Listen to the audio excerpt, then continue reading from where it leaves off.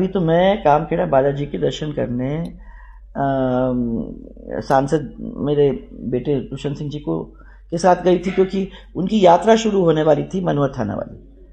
तो उस अवसर पर मैंने एक छोटी सी पब्लिक मीटिंग हम लोगों की होती है, जब भी वो रवाना होते हैं तो हम फ्लैग ऑफ कर देते हैं उनको। तो उसमें मैंने कुछ बोला, और वो बात मैंने बिल्कुल आउट ऑफ कॉन्टेक्स्ट भाई साहब ली गई है। इशू था 4 लेन हाईवे का।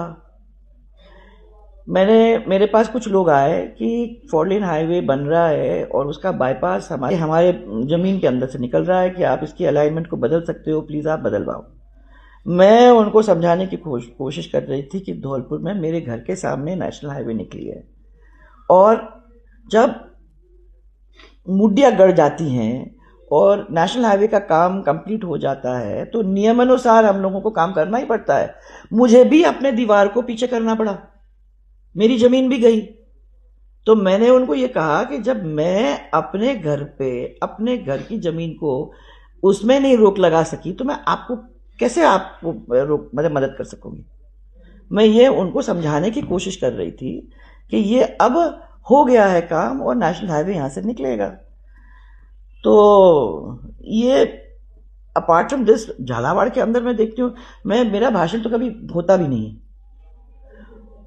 ये एक संवाद होता है, क्योंकि हम तो सब लोगों को अपना परिवार मानते हैं और वो लोग टाइम टू टाइम हमारे साथ हैं, तो वो पूरी जानकारी रखते हैं क्या हो रहा है।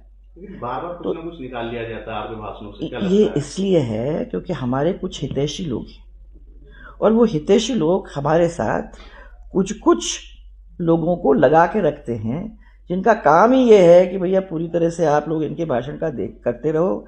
क्या मालूम कहाँ अपने को कोई ऐसी लाइन मिल जाए जिसको तोड़ फोड़ करके हम मैंने अलग अर्थ उसका निकले, ऐसा कोई रील या कोई बात निकालने का काम कर सकें। वो उसी संदर्भ में है। ये षड्यंत्रकारी लोग हैं, पहले भी किए हैं, आज भी किए हैं, इतने सालों तक कुछ नहीं कर पाए, और भगवान की दया से और आशीर्वाद से और लोगों के प्यार से मुझे नहीं लगता कि ये कभी आगे भी सक्सेसफुल होंगे। परंतु मैंने ये सोचा कि किसी को गलतफहमी न हो, उस गलतफहमी को दूर करने के लिए मैंने इस चीज़ को आपसे क्लैरिफाई किया है। तो कोई किसी के माइंड में नहीं होना चाहिए, पद की बात ही नहीं हुई।